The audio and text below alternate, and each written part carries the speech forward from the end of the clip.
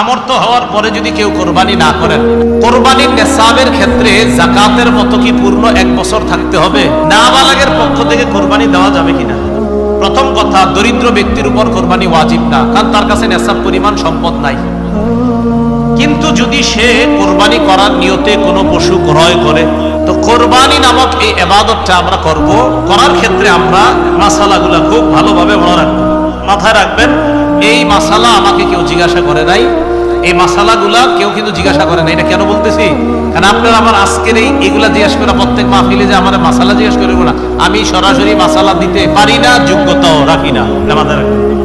এই জন্য আমারে কি কোনো মাহফিলে মাসালা জিজ্ঞেস করে না, বুঝলে এটা বলেন জি না, আমি নগদ মাসালা দেওয়ার যোগ্যতা রাখি না, ওই যোগ্যতা এখনো হয় নাই, কখনো হইলে বলে দিব।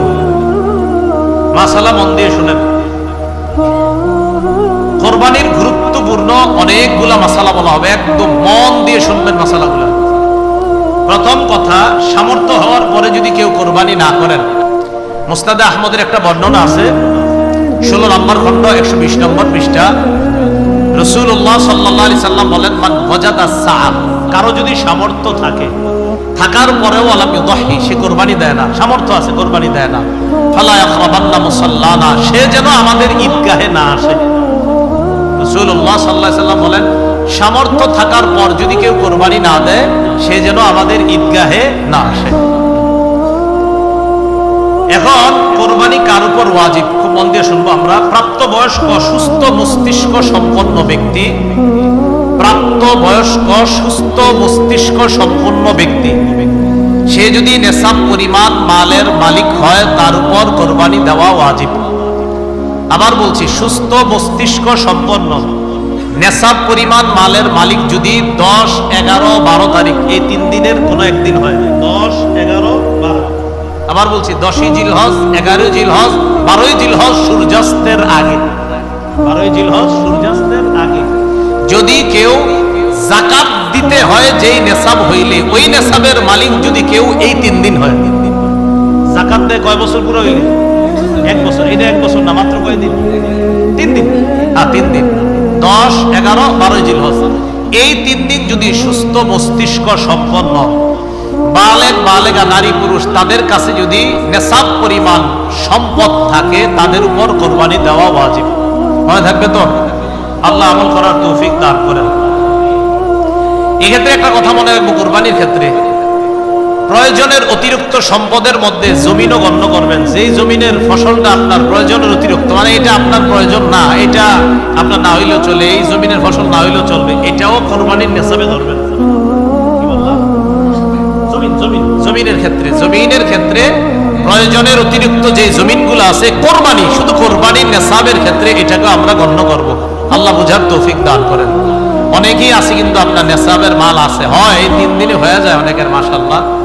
তো যাই হোক, আপনারা তো জানেন কাদের হবে কাদের হবে না, এই জন্য চেষ্টা করা, অন্তত একটা খাসি বকরি দিয়ে দিলেই তো হয়।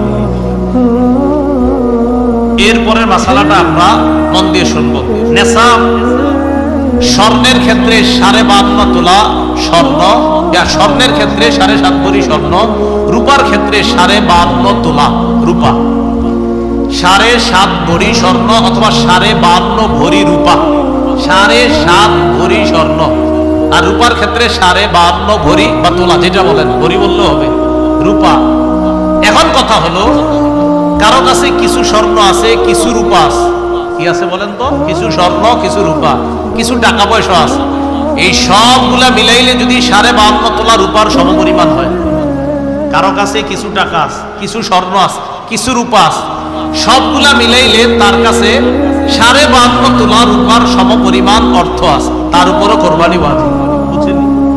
কারো কাছে কিছু স্বর্ণ, কিছু রূপা, কিছু টাকা পয়সা, এই সবগুলা মিলাইলে যদি 52.5 তোলা রূপার সমপরিমাণ টাকা হয়, এক্ষেত্রে স্বর্ণ বলবো না, 52.5 তোলা রূপার সমপরিমাণ যদি অর্থ হয়, তার উপরও কোরবানি ওয়াজিব। আল্লাহ আমল করার তৌফিক দান করেন। মাসালা, কোরবানির নেসাবের ক্ষেত্রে যাকাতের মতো কি পূর্ণ 1 বছর থাকতে হবে? না, পূর্ণ 1 বছর থাকতে হবে না। কোরবানির নেসাব শুধুমাত্র আপনার 10, 11, 12 এই 3 দিন জিলহজের। আর জিলহজের 12 তারিখ কি পর্যন্ত জানি? হ্যাঁ, সূর্যাস্ত পর্যন্ত, এই 3 দিন। এবার আসেন নাবালেগের কোরবানি। কোরবানি দেওয়া যাবে কিনা? নাবালেগ যদি নেশাব পরিমাণ মালের মালিক হয়, নাবালেগ যদি নেশাব পরিমাণ মালের মালিক হয়, শিশু কিশোর অথবা সুস্থ মস্তিষ্ক সম্পন্ন ব্যক্তি না, এমন ব্যক্তির টাকা পয়সা আছে। একটা ব্যক্তির মাথা ঠিক নেই, 3 তলা 4 তলা বাড়ি আছে, এর নামে আছে, হয়তো অন্যরা তাকে দেখাশোনা করে, তাহলে শিশু কিশোর তাদের টাকা আছে কোরবানি দেওয়ার মতো, নেশাব পরিমাণ মালের মালিক তারা। আরেকজন যার সুস্থ মস্তিষ্ক নাই কিন্তু টাকা আছে, নেশাব পরিমাণের মাল, এই সম্পদ আছে যেটা দিয়ে কোরবানি দেওয়া যায়, তাদের উপর কোরবানি ওয়াজিব না। বলেন তাদের উপর কোরবানি? তাহলে বলেন তো, কোনো শিশুর নেশাব পরিমাণ মাল আছে, কোরবানি ওয়াজিব না। কোন অসুস্থ যার মস্তিষ্কটা সুস্থ না, তারও নেশাব পরিমাণ মাল আছে, কোরবানি ওয়াজিব। কারণ কোত্থেকে বের হয়েছে? বর্তমান হিসাব অনুযায়ী প্রায় 78 কিলোমিটারের কাছাকাছি। 78 কিলোমিটার, কিলো কিলো যেটা আপনাদের এই রাস্তাঘাটে এখন লাগায় রাখে কিলো, তাহলে 48 মাইল। বলেন 48 মাইল, আর কিলো হইলে প্রায় 78 কিলোর কাছাকাছি। যদিও 72 কিলো অনেকে বলে, কিন্তু আসল সম্ভবত আপনার সঠিক মাসালাটা হবে 78 কিলোর কাছাকাছি পাওয়া। এরপর ওলামায়ে কেরাম আছেন, তাহকিক করার তো অবশ্যই সুযোগও থাকে। তো যাই হোক, 48 মাইল তো মনে থাকবে, 48 মাইল এটা ঠিক আছে। তো কেউ 48 মাইল দূরত্বে যাওয়ার নিয়ত করে গন্তব্য থেকে বের হয়েছে, আর কিলো অনুযায়ী বললাম কত, প্রায় 78 কিলোমিটার, এই পরিমাণ যাওয়ার নিয়তে বের হয়েছে, তার উপর কোরবানি ওয়াজিব না।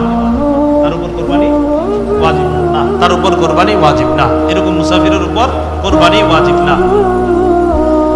নাবালেগের পক্ষ থেকে যদি বাপ কোরবানি দিয়ে দেয়, কোন বাবা টাকা সে তার নাবালেগ সন্তানের পক্ষ থেকে যদি কোরবানি দেয়, হয়ে যাবে, সওয়াব হবে, আদায় হবে। কোন বাবা তার নাবালেগ সন্তানের পক্ষ থেকে কোরবানি দিলে কোরবানি হয়ে যাবে। বলেন এটা মুস্তাহাব। বলেন হুকুমটা কি? এই আমলটা যে করবে বাবা শিশুর পক্ষ থেকে, এটার নাম ওয়াজিব হবে না মুস্তাহাব? হ্যাঁ, মুস্তাহাব। কোন নাবালেগের পক্ষ থেকে তার বাবা যদি কোরবানি দিয়ে দেয়, বলেন তো আপনারা এটার হুকুমটা কি হবে? মুস্তাহাব। মাশাআল্লাহ। দরিদ্র ব্যক্তির কোরবানির হুকুম, এটা একটু মন দিয়ে শুনেন। দরিদ্র ব্যক্তির কোরবানির হুকুমটা খুব মন দিয়ে শুনেন। প্রথম কথা, দরিদ্র ব্যক্তির উপর কোরবানি ওয়াজিব না, কারণ তার কাছে নেশাব পরিমাণ সম্পদ নাই। কিন্তু যদি সে কোরবানি করার নিয়তে কোনো পশু ক্রয় করে, আপনি কি কইছেন?